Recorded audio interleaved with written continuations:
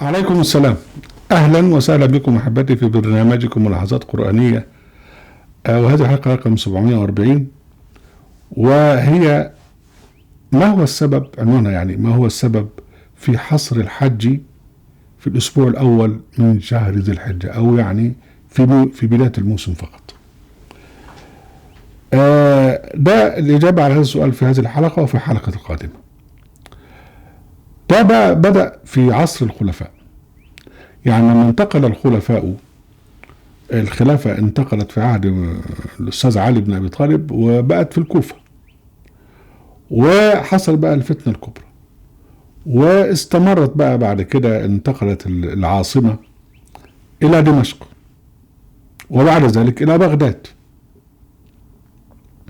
حتى في أوقات الفتن الكبرى كان المتنازعين بيروحوا، كل واحد يروح بالوفد بتاعه في بداية موسم الحج عشان خاطر الدعاية.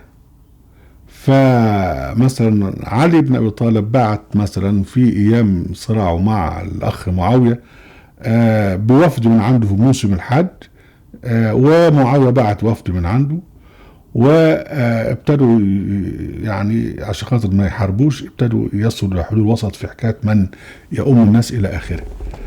وكان في الوقت ده خوارج، ظهر الخوارج بقى ضد علي وضد معاوية، ضد الأمويين، وكانوا يقتلون الناس في الشارع وفي المدن، بس كان الجهد بتاعهم كله في الشام والعراق وفي آسيا، في فارس إلى آخره.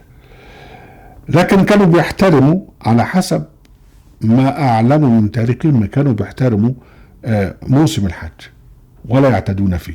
كان الاعتداءات بتاعتهم يعني حيث يوجد بقى أولي الأمر والسلاطين اللي هم في الوقت ده كانوا الأمويين. وحتى في الفتنة بتاعت عبد الله بن الزبير لما أعلن نفسه خليفة وما عرفش إيه،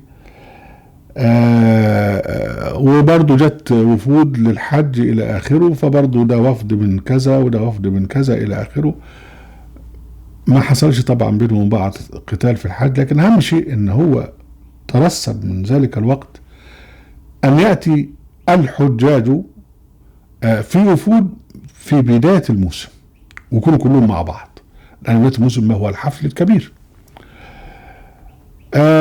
والروايات بتقول بقى إن الخلفاء المنحلين من بني أمية زي يزيد ابن معاوية، والوليد بن يزيد ابن عبد الملك، كل واحد منهم كان بيحج، وواحد منهم كان بياخد معه عروض، وواحد منهم كان بيسكر.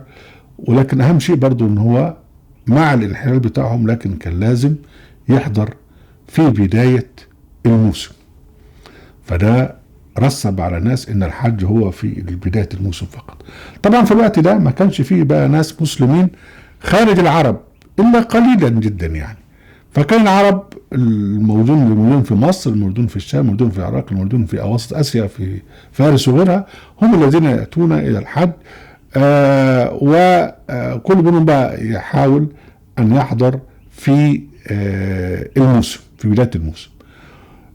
يمكن طبعا في ناس بقى أفراد فيما بعد كانوا بيحجوا بقية الأشهر الحرم، يعني بعد مثلا 10 ذو الحجة يبتدي مثلا يمارس الحج لغاية شهر ربيع.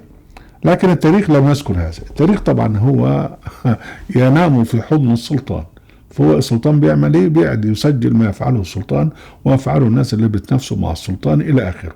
لكن الناس الغلابة مش مهتم بهم التاريخ. عشان كده احسن ناس ان هم ربنا وصفهم السابقون الاولون المهاجرين والانصار، لم يذكرهم التاريخ لانهم ناس محترمة وفي حالهم ولا يعتدون. المهم، لما الأستاذ عبد الملك ابن مروان قضى على حركة عبد الله بن الزبير، والحجاج بن يوسف صلب عبد الله بن الزبير سنة 73، وجه بقى في سنة 75 جه عبد الملك بن مروان مزهوا بنفسه، وقد بقى يعني ايه خلاص استقام له الملك، وأدى فريضة الحج، وسجلوا بقى الموضوع بتاعه انه أدى فريضة الحج. مش بس كده، ده هو ذهب إلى المدينة كمان لأن هو طبعا كان بيكره المدينة لأن هي ضده، وخطب فيها خطبة مشهورة جدا، يعني جمعهم وقال: أيها الناس، أما بعد فلست الخليفة المستضعف يعني عثمان بن عفان، ولست الخليفة المداهن يعني معاوية، ولست بالخليفة الأحمق يعني يزيد بن معاوية، والله إني لأداوي أدواء هذه الأمة بالسيف، تأمروننا بعمل المهاجرين والأنصار ولا تعملون عملهم، والله لا يقولن أحد لي بعد هذا اليوم اتق الله إلا ضربت عنقه. ده عبد الملك بن مروان. وبعد اتعرف بقى بشاب كده كويس قوي، مذاكر كويس، اللي هو ابن شهاب الزهري، فخده معاه، قال له بتعالى لي، وراح له بعدها بسنتين، والتحق ابن شهاب الزهري بخدمة عبد الملك بن مروان، وكان هو المعلم بتاع أولاد عبد الملك. أولاد عبد الملك بن مروان هم الذين تولوا الخلافة: الوليد بن عبد الملك، وسليمان بن عبد الملك، وهشام بن عبد الملك، كل دول تلامذة ابن شهاب الزهري الذي عاش مقتصرا على تعليمهم في البلاط الأموي. وبس يذكر التاريخ ان هو جه زار حج مع هشام بن عبد الملك سنة 124 هجري اظن. قالوا الكلام ده ليه؟ لان الاخ مالك والاخ محمد بن اسحاق في كل الروايات بتاعتهم يقول لك روى ابن شهاب الزهري، قال لي ابن شهاب الزهري، حدثني ابن شهاب الزهري. مالك والاستاذ محمد بن اسحاق اتولدوا بعد ما مشي الاستاذ ابن شهاب الزهري، ومش كان ما شافوهوش خالص، لان ابن شهاب الزهري كان في يعني في قصور الخلفاء، واللي يوصل دول فيما بعد الى اخره. احنا يعني بنقول الكلام ده في السكه يعني، لكن انا مش نرجع لموضوعنا. ان الحرص كان على ان يحضر الخليفه او صاحب الامر في افتتاح موسم الحج، وياتي معه طبعا الناس والاعيان، ودي فرصه بقى ما كانش فيه هناك بقى ايامها بقى يعني موبايل ولا تلفزيون ولا قناه فضائيه، فالفرصه الوحيده للدعايه والاعلان ان الناس تشوف الخليفه في موسم الحج. فكان الناس كلهم يجوا في موسم الحج عشان خاطر بقى يشوفوا الخليفه، والخليفه فرصته بقى ان هو يعني يتمظهر عليهم ويعمل عليهم ابو لمعه. المهم، مع العصر العباسي الاول ابتدى بقى الدولة العباسية دولة دينية، فعملت منصب أساس اسمه منصب أمير الحج، وكان بقى يعني يعهد الخليفة إذا ما كانش بيحج بنفسه بيعهد لواحد أن يقود قافلة الحج.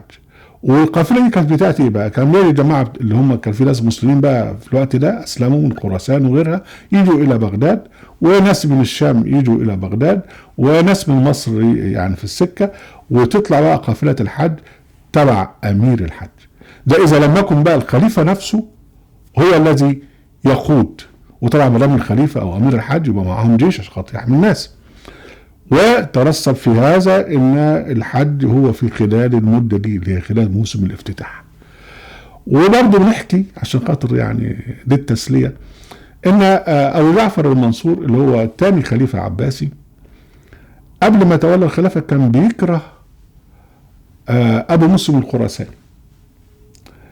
والخليفه السفاح اللي هو اول خليفه اللي هو اخو ابو جعفر المنصور بعت ابو جعفر المنصور اماما او يعني اميرا للحج، وراح معاه طبعا الذي اقام الخلافه العباسيه والدوله العباسيه اللي هو ابو مسلم الخراساني.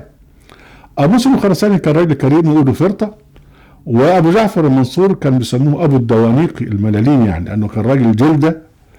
فابو مسلم الخراساني مع ان هو طبعا ما هوش هو الامير الحج، لكن ابتدى هو في طول السكه يدي فلوس هنا ويدي فلوس هنا ويدي فلوس هنا، فخلى ابو جعفر المنصور اتضايق منه وغضب منه، وكان من ضمن الاسباب التي جعلت ابا جعفر المنصور حين تولى الخلافه يقتل ابا مسلم الخراساني.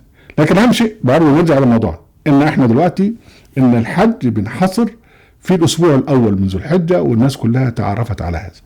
وبعد كده بقى لما نيجي ندي اشارات تاريخيه سريعه، يقول لك مثلا سنة 138 حج بالناس الفضل بن صالح بن علي بن عبد الله بن عباس، حج بالناس، كان ده أمير الحج.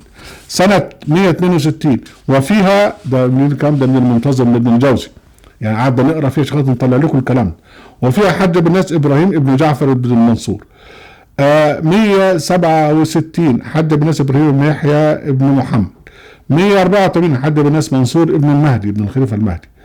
186 إمام الحج كان محمد بن إبراهيم المعروف بالإمام ابن محمد بن علي بن عبد الله بن عباس. طبعا هم بيختاروا إما واحد قائد إما واحد من الأسرة العباسية عشان خاطر ينال شرف إن هو قائد مسيرة الحج، واللي هي بيأتي فيها كل الناس وبروح بقى بسلامته، هو المتصدر في هذا.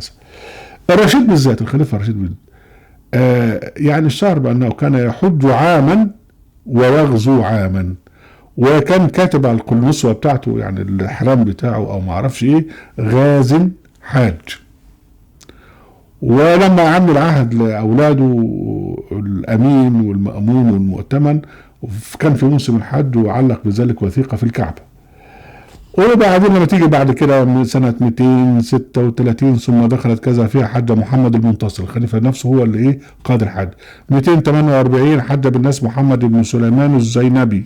278 حج بالناس هذه السنة هارون بن محمد الهاشمي.